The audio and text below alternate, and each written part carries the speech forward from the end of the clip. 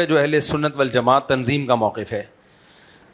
حضرت معاویہ رضی اللہ تعالیٰ عنہ کے لیے ایسے الفاظ انتہائی درجے کی توہین ہے. بھرپور سوشل میڈیا پہ آپ اہل سنت والجماعت کا ساتھ دیں, آواز اٹھائیں. دیکھو نبی کریم صلی اللہ علیہ وسلم نے ارشاد فرمایا کہ 7 آدمی قیامت کے دن اللہ کے عرش کے سائے میں ہوں گے. ان میں ایک رجلانی یتحابانی فی اللہ, جو صرف اللہ کے لیے محبت کرتے تھے. کوئی صحابہ سے اگر محبت کرتا ہے صرف کس کے لیے کرتا ہے؟ اللہ کے لیے, کیونکہ نبی کی زیارت کی, انہوں نبی کے ساتھی تھے ایمان کی حالت میں. اگر حضرت معاویہ فاسق فاجر ہوتے معاذ اللہ تو امام بخاری ان کے ساتھ رضی اللہ عنہ نہ لگاتے, ان کی حدیثیں نہ نقل کرتے, امام مسلم حدیثیں نقل نہ کرتے, امام ابو داؤد, تمام محدثین نے ان سے حدیثیں لی ہیں. کوئی بھی ان کو فاسق فاجر نہیں سمجھتا تھا. سیاسی اختلاف تھا تو سیاسی حد تک ہی اس کو رہنے دینا چاہیے. اس پہ ہم کئی بار بیان کر چکے ہیں, اب یہ الگ ٹاپک ہے, لمبا ٹاپک ہے.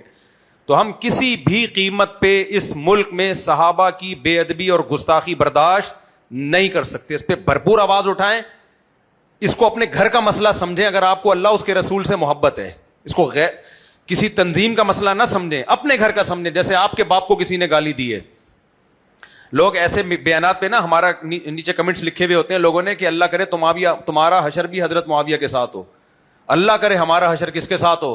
حضرت معاویہ کے. کیوں؟ ہمیں پتا ہے حضرت معاویہ کا حشر حضرت علی کے ساتھ ہوگا.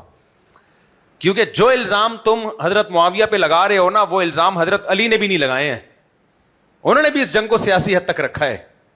یہ تو حضرت علی کی محبت میں یعنی دعوی محبت ہے. میں بار بار کہتا ہوں نا, کچھ لوگ غلط کام کر رہے ہوتے ہیں, لیبل اس پہ بڑے اچھے اچھے لگا رہے ہوتے ہیں.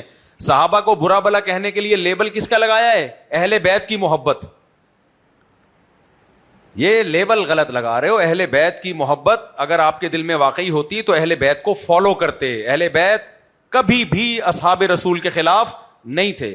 سب سے زیادہ پروٹوکول سیدنا عمر کو حضرت علی نے دیا ہے, اور سب سے زیادہ پروٹوکول حضرت عمر نے حضرت علی کو دیا ہے. یہ دونوں بھائیوں کی طرح تھے, مشوروں میں شریک ہوتے تھے. تو حضرت علی کبھی برداشت کریں گے کہ کوئی سیدنا عمر کے خلاف زبان دراز کرے؟ یہ لوگ کر رہے ہوتے ہیں. تو انہوں نے اہل بیت کا ایک لبادہ اڑا ہوا ہے, ایک لیبل اچھا لگایا ہوا ہے, اور اس اہل بیت کی محبت کا سہارا لے کے شیلٹر استعمال کر کے جس صحابی کو چاہیں برا بلا کہتے رہتے ہیں. ایک خارجی آیا حضرت عبداللہ بن عمر کے پاس, یہ شروع سے چلا آ رہا ہے, یہ جو منافقت جو پیدا ہوئی ہے نا. حضرت عثمان رضی اللہ تعالیٰ عنہ کی ساری نیکیاں ایک طرف, وہ حضرت عثمان کی ایک خطا جو غزوہ احد میں قدم اکھڑے تھے, ان کے بہت سے صحابہ کے قدم اکھڑ گئے تھے. عبداللہ بن عمر سے پوچھتا ہے کہ حضرت عثمان غزوہ احد میں فرار ہوئے تھے کہ نہیں ہوئے تھے؟ انہوں نے فرمایا کہ اگر ہوئے تھے نا تو اللہ قرآن میں کہہ چکا ہے عفا اللہ عنہم, اللہ نے سب معاف کر دیا ہے. مطلب تجھے اب وہ واقعہ اٹھانے کی ضرورت نہیں ہے. تو یہ جو منفی ذہن ہے نا, حضرت عثمان تو وہ تھے کہ نبی نے جب بیعت رضوان کی ہے نا تو اپنے ہاتھ کو سیدنا عثمان کا ہاتھ قرار دیا ہے, اپنے ہاتھ کو, اور کہا یہ عثمان کا ہاتھ اور یہ میرا ہاتھ ہے, میں عثمان کی طرف سے بیعت کر رہا ہوں. یہ فضیلت کسی صحابی کو حاصل نہیں ہوئی, یہ حضرت عثمان کو بھی بلا بلا کہتے ہیں. تو اس لیے میرے بھائی, ان کے دل میں صحابہ کا بغض ہے, وہ کسی طریقے سے اظہار کرتے رہتے ہیں. خوب آواز اٹھاؤ, اس کو اپنا مسئلہ سمجھو. سمجھ میں آ رہی ہے بات؟ اپنے گھر کا مسئلہ سمجھو اس کو. کیونکہ اگر ہم نے اس طرح صحابہ کی ناموس کی حفاظت نہیں کی, یہ آگے بڑھتے چلے جائیں گے, یہ بہت بڑھیں گے آگے. ان کی بریکیں فیل ہیں, ان کا تو مذہب ہی یہی ہے. دوسری بات یہ کہ کبھی بھی کسی کی مخالفت میں اعتدال سے تجاوز نہیں کرنا چاہیے. قرآن بار بار کہہ رہا ہے لا یجرمنکم شنآن قوم علی الا تعدلوا, لمٹ کو کراس مت کرو. کچھ لوگ ریحان طارق کے خلاف بھی ایف آئی آر کٹوانے کی باتیں کر رہے ہیں کہ بھائی وہ بھی اس بھائی وہ پوڈ کاسٹر ہے, وہ پوڈ کاسٹ کسی کے ساتھ بھی کی جا سکتی ہے. پوڈ کاسٹ کرنے والا اپنے گیسٹ کی زبان سے نکلے ہوئے الفاظ کا ذمہ دار نہیں ہوتا.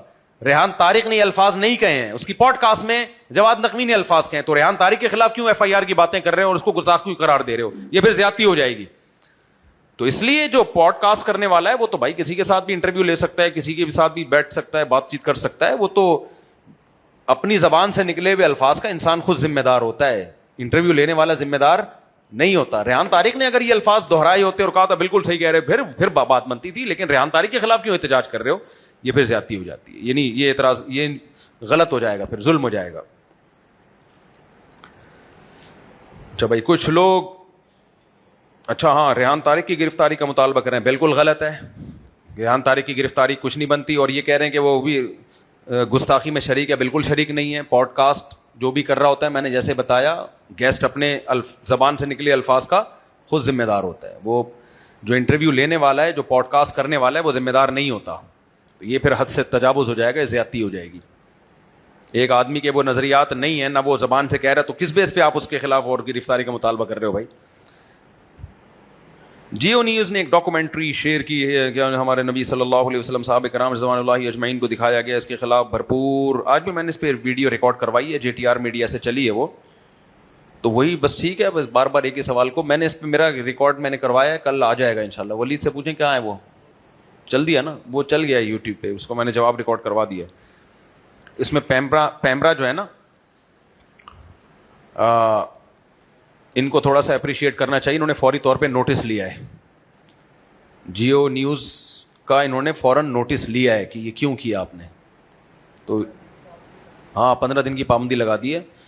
تو دیکھو کوئی الٹا کام کرے نا تو اس پہ اس کی حوصلہ شکنی کرتے ہیں، تو کوئی اگر اچھا کام کرے تو حوصلہ افزائی بھی کرنی چاہیے. تو پیمرا والوں کو فیور دینا چاہیے، ان کو اپریشیٹ کرنا چاہیے. ویل ڈن یار، آپ نے بہت اچھا کام کیا. بہت حکومتی ادارے اگر کچھ اچھا کر لیں تو میرا خیال ہے اپریشیٹ کرنا چاہیے نا. حکومت بولتی ہے ہم کچھ برا کریں تو گالیاں پڑتی ہیں، اچھا کریں تو کوئی کچھ کہتا ہی نہیں ہے.